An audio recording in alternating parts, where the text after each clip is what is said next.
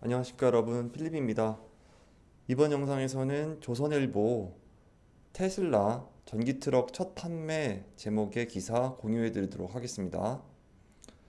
세계 최대의 전기차 업체인 테슬라는 이달 1일 자사 첫 장거리 전기트럭 모델인 세미를 고객사인 식음료 회사 펩시코에 인도했습니다. 2017년 개발 소식을 전한 지 5년 만으로 승용차를 넘어서 상용차 시장에 공식적으로 진출한 것입니다. 세미의 주행 거리는 약 800km이고 무게는 37톤이라고 합니다. 한 번 충전으로 서울에서 부산을 왕복할 수 있다는 뜻입니다. 테슬라는 2024년 5만 대를 생산 목표로 하고 있습니다. 전 세계적으로 내연기관 차량에 대한 규제가 강해지고 주요 기업들이 탄소 배출 줄이기에 나서면서 전기 상용차 시장이 본격적으로 열리고 있습니다. 이미 아마존은 지난 7월부터 리비안이 만든 전기 배송 차량을 사용하기 시작했습니다. 지난달 기준 1000대 이상의 전기 배송차를 운행 중으로 2030년까지 10,000대의 전기차를 배치하는 게 목표입니다. 월마트도 지난 7월 전기차 업체 카누와 배달용 전기밴 4,500대를 공급하는 계약을 맺었습니다. 이번 계약으로 월마트는 2040년까지 탄소 배출 제로를 달성하려는 목표에 도움이 될 것이라고 전했습니다. 긴 주행거리와 강한 힘이 필요해서 전동화가 쉽지 않을 것으로 여겨졌던 대형 트럭 분야에서도 전기차 바람이 불고 있는 것입니다. 미국 기준으로 중대형 트럭은 전체 차량의 10% 정도이지만 온실가스는 28%를 차지하고 있어 탄소 중립을 위한 마지막 관문으로 꼽힙니다. 볼보 트럭은 지난 9월 총 중량 44톤의 대형 트럭 3종을 본격적으로 양산한다고 밝혔습니다. 2030년까지 전 세계 볼보 트럭을 절반을 전기차로 판매하겠다는 계획을 밝혔습니다.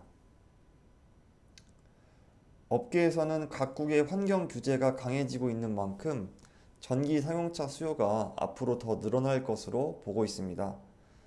유럽연합은 2035년부터 내연기관 신차 판매를 금지하기로 했고, 영국 역시 내연기관 트럭 판매를 2040년부터 금지할 계획을 밝혔습니다.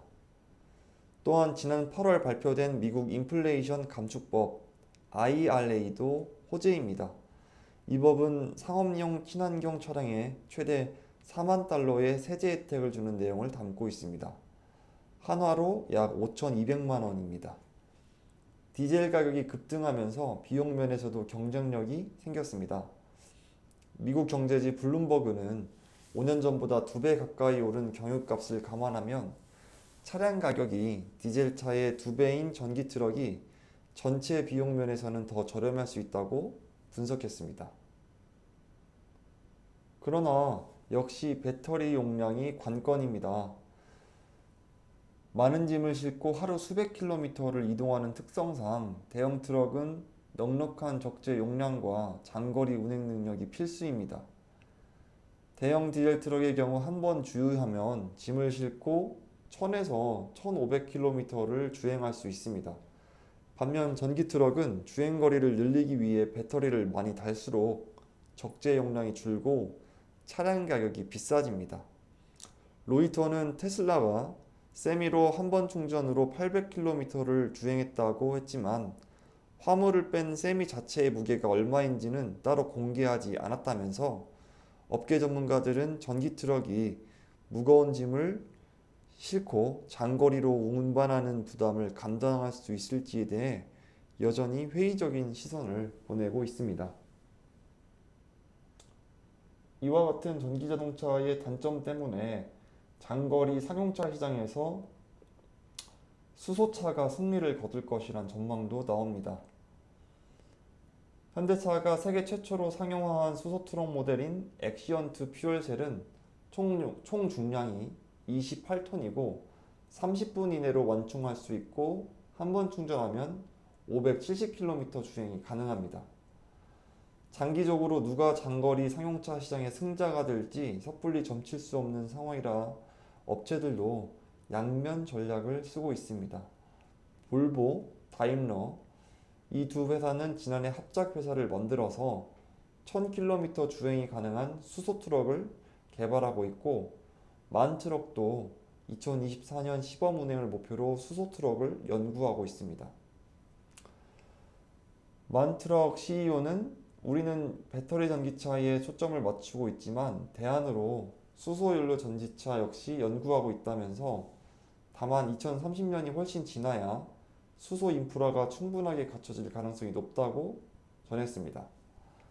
지금까지 조선일보의 성유진 기자님이 전해주신 테슬라 상용 트럭 세미 발표와 앞으로 상용차가 앞으로 전기차 시장에서 어떻게 성장해 나갈지를 알아볼 수 있는 기사였습니다. 네, 오늘도 이렇게 2022년 12월 24일 토요일 하루가 시작됩니다. 제가 책에서 읽은 내용 전해드리면서 영상은 마무리하도록 하겠습니다. 삶을 그 자체로 즐길 수 있는 마음의 여유를 가지려면 시간이 있어야 합니다. 그 못지않게 중요한 것이 마음을 통제하는 힘입니다. 관심을 다스릴 줄 아는 것은 경험을 다스릴 줄 안다는 것이죠. 그것은 곧 삶의 질로 직결됩니다. 감방이나 수용소에서 살아남은 사람들은 외부 상황을 선별하여 무시할 건 무시하고 자신의 유일한 현실인 내면으로 관심을 돌렸습니다. 이두박근이 목적이라면 운동하는 활동의 의미는 반감된다고 합니다. 결과는 대수롭지 않으며 나의 관심을 다스리는 데서 희열을 맛보면 그만이라는 자세로 임해야 합니다. 우리가 무엇을 알게 되는지 이것은 우리가 결정하지 못합니다. 왜냐하면 우리를 둘러싸고 있는 사회 관습과 우리가 어릴 적에 익힌 버릇이 정하기 때문이죠. 따라서 삶의 지배권을 되찾을 수 있는 유일한 길은 우리 자신의 의지가 원하는 방향으로 마음을 기울이는 요령을 터득하는 것이라고 합니다. 지금 하고 있는 일 또는 나한테 스트레스를 주는 일으로부터 관심을 다른 곳으로 돌리면 그 스트레스와 일은 나에게 더 이상 영향을 주지 못한다고 합니다. 여러분이 여러분의 관심을 다스리는 요령을 터득하시길 바랍니다. 크리스마스 이브 잘 보내시고 다음 영상에서 좋은 그리고 유용한 자료 가지고 다시 돌아오겠습니다. 감사합니다.